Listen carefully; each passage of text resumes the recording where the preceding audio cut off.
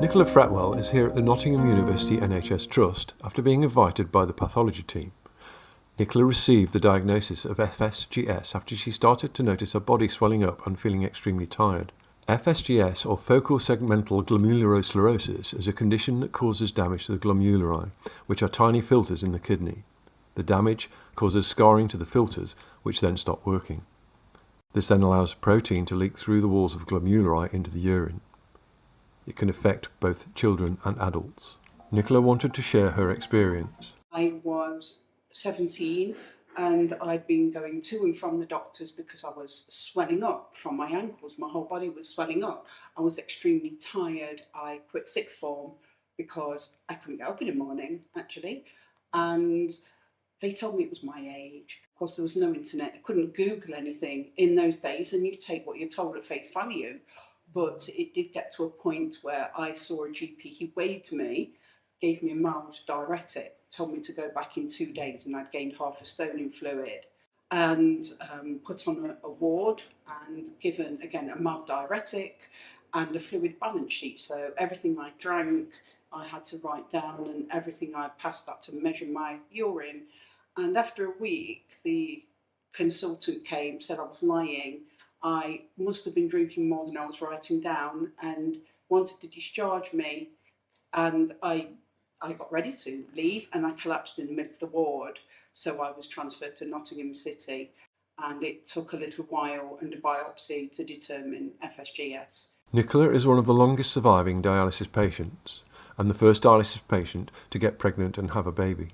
Dialysis patients, generally speaking, don't get pregnant. Very often they have no menstrual cycle, and even if they do, their bodies are just not able to sustain any pregnancy. They've got a creatinine of over 300.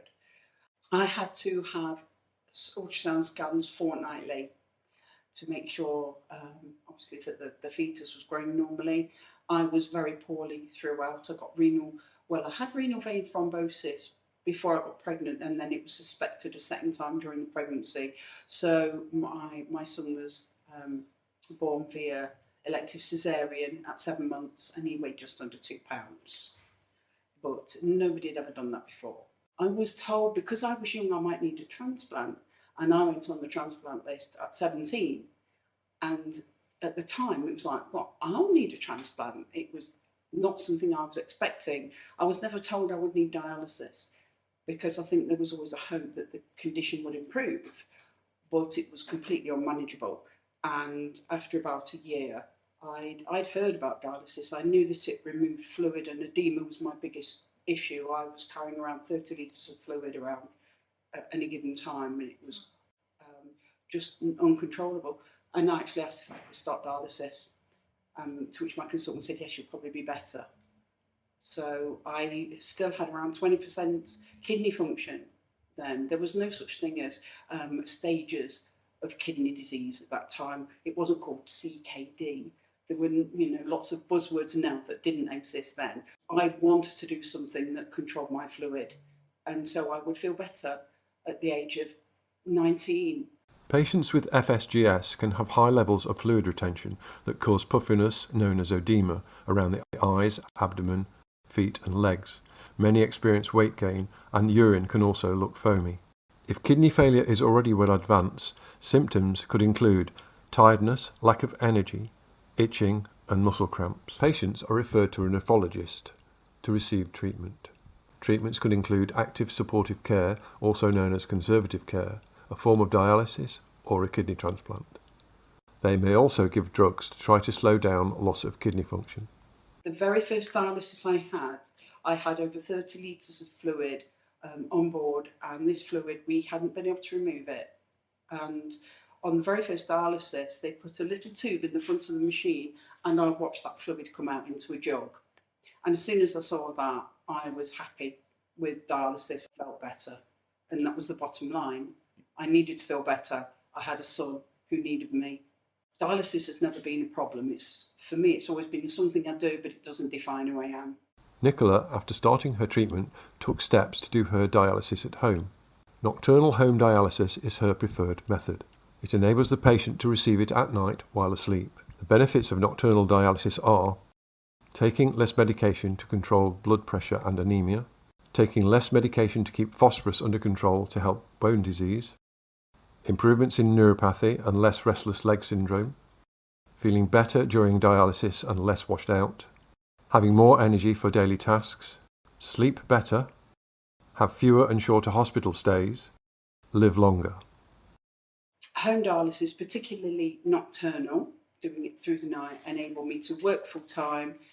It enabled me to do all my hobbies, do the radio, playing the brass band, that sort of, all the mad things. I set myself a challenge to do something different every month. Hospital dialysis is 3 times a week, every week, forever, or until you get a transplant. And there's no time off. There's no time off at Christmas. You still have to do 3 times a week. They'll just shift it from Christmas Day, perhaps to Boxing Day. You still have to dialyse on holiday, whether you're in this country, whether you go abroad. There is no escape. So having that freedom to do it at home in some respects is brilliant. However, I haven't had a holiday for 10 years because I cannot dialyse the 30 hours a week on holiday that I do at home. Nicola takes regular blood tests every month. To do this, she uses 2 purple bottles, which are primarily used for blood counts, 2 gold bottles, which are used for biochemistry tests, including kidney function, and every 2 months takes an MRSA swab. She does this pre and post dialysis. Post dialysis, Nicola waits an hour before she can take a blood test. Once blood tests are completed, the dialysis nurse will visit Nicola at home to collect them, and they will be sent onto the labs for testing to determine Nicola's overall health. So my blood tests determine almost every aspect of my treatment. If I have high CRP, or if I've any inflammation, any sign of infection, it will be flagged up straight away in my bloods. I rely really heavily on them, particularly if something isn't normal or something doesn't feel right, or if I don't feel well. I trust my own instincts 100% because I've lived with this for a very long time, so I know if something doesn't feel right. Pre-COVID, my home therapy nurse used to come at night and collect my pre-bloods, and then she'd come again in the morning and collect my post-bloods. Since COVID, a lot's changed, so now she only comes in the morning to collect pre and post-bloods. Bloods are usually taken and turned around within 24 hours, but can take up to 2 days if there is something specific being tested. Urgent tests are done in a timely manner.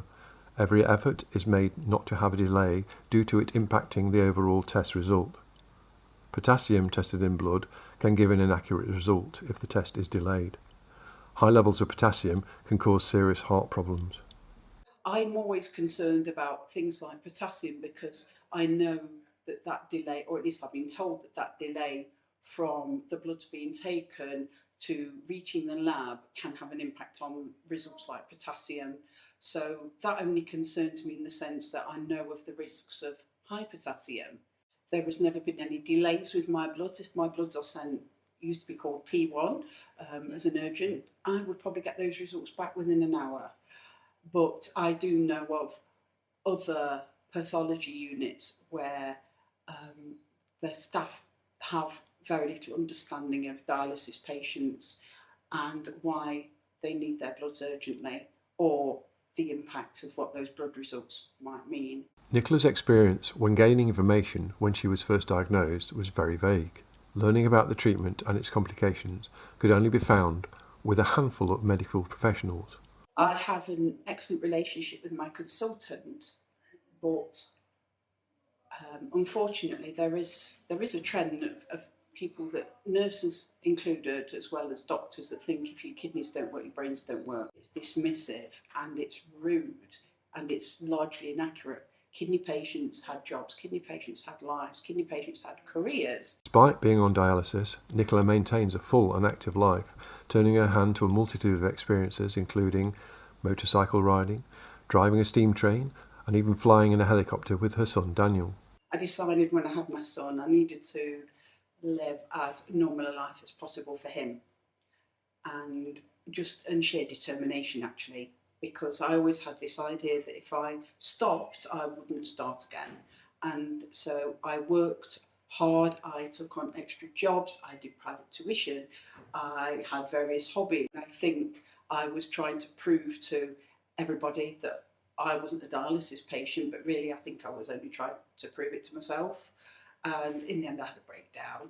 So I ended up retiring from work because I so desperately wanted to be normal, having been in from the age of 17 when your friends are having careers and partying and they've got good jobs, and all that was taken away from me.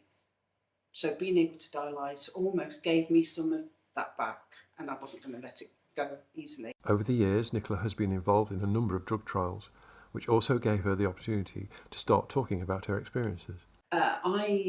Obviously I've been on various drug trials over the years, but it was only after I had the breakdown and then I left work. Up until that point, I'd never accepted I was a kidney patient. Not really, even though I dialysed and took that seriously. So that it was after that that I started talking at renal conferences and webinars about supporting psychosocial support for kidney patients. There are lots of programmes now, lots of projects run by Kidney Care UK to promote the knowledge about healthy kidneys, keeping your kidneys healthy, because I would not wish dialysis on anybody, even though it's kept me alive. But I would like people to understand the only reason why I'm here is because I'm being kept alive by a machine. I cannot blame them then for not understanding that kidney patients actually are quite poorly. I can't change that, but it doesn't mean I have to become a victim to being on dialysis. But I can't change other people's misconceptions. I'll be doing it my whole life. I think the approach that I've always had, which is learn everything you can and ask everything you can, has stood me in good stead. So I wouldn't change that because I think it's kept me where I am today. I think healthcare professionals need to understand if you're a patient on dialysis who's been on dialysis for a length of time, the chances are you know more about your condition than they do. And I think kidney patients in general deserve some respect for their knowledge and shouldn't be dismissed if they think something is wrong. Nicola and her son have both shared their experiences by writing articles for CKD Explained, where Nicola is part of the patient expert team. Nicola's son wrote his article last year on what it is like to have a parent on dialysis. The full articles written by Nicola and her son Daniel can be found at www.ckdexplained.co.uk/tag/dialysis. My son actually wrote an article of what it was like to see his views as a child and his views as an adult, and certainly as a child he didn't know any different.